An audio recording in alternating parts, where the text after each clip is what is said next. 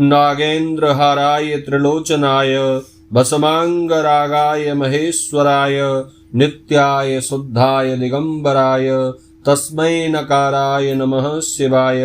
ओम नमः शिवाय। प्रिय बंधु, आप सभी का हमारे YouTube चैनल में बहुत बहुत स्वागत है।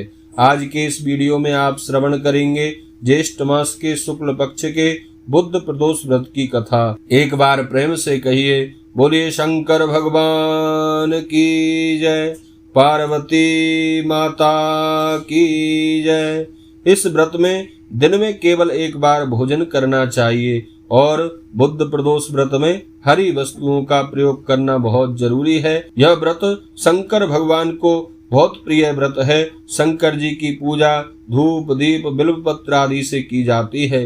प्राचीन काल की कथा है, एक पुरुष का नया नया विवाह हुआ था। वह गोने के बाद दूसरी बार अपनी पत्नी को लेवाने के लिए अपनी ससुराल पहुंचा और उसने अपनी सास से कहा कि बुधवार के दिन ही वह अपनी पत्नी को लेकर अपने नगर को जाएगा। उस पुरुष के सास ससुर ने साले सालियों ने उसको बहुत समझाया कि देखो, बुधवार को पत्नी को विदा कराकर ले जाना शुभ नहीं माना जाता, लेकिन वह पुरुष अपनी जिद से जरा भी टस से मस नहीं हुआ।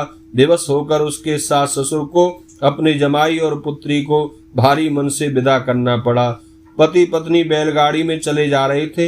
एक नगर के बाहर निकलते ही पत्नी को प्यास लगती है। पति लोटा लेकर पत्नी के लिए पानी लेने के लिए गया।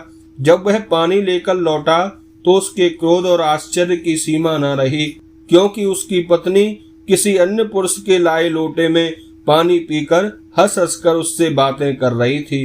क्रोध में आग बबूला होकर वह उस आदमी से झगड़ा करने लगा, मगर यह देखकर आश्चर्य की सीमा न रही कि उस पुरुष की शकल हूबहू उससे मिलती थी। हम सकल आदमियों को आपस में झगड़ते हुए जब काफी देर हो गई तो वहां आने जाने वाले लोगों की भीड़ एकत्रित हो गई। राजा के सिपाही भी वहां आ गए। सिपाहियों ने स्त्री से पूछा कि इन दोनों में कौन सा तेरा पति है, तो वह बेचारी असमंजस में पड़ गई, क्योंकि दोनों की शक्ल एक दूसरे से बिल्कुल मिलती थी। बीच राह में अपनी पत्नी को इस तरह लुटा हुआ देखकर उस पुरुष की आंखें भर आईं। वह शंकर भगवान से प्रार्थना करने लगा, हे भगवान, आप मेरी पत्नी की रक्षा करो। मुझसे बहुत बड़ी भूल हुई है जो बुधवार को मैं पत्नी को विदा कराकर लाया हूँ। भविष्य में ऐसा अपराध कदापि नहीं करूँगा। वह पुरुष सकुशल अपनी पत्नी के साथ अपने घर पहुँचा और उस दिन से पति पत्नी नेम पूर्वक बुद्ध प्रदोष रखने लगे। बोलिए शंकर भगवान की जय।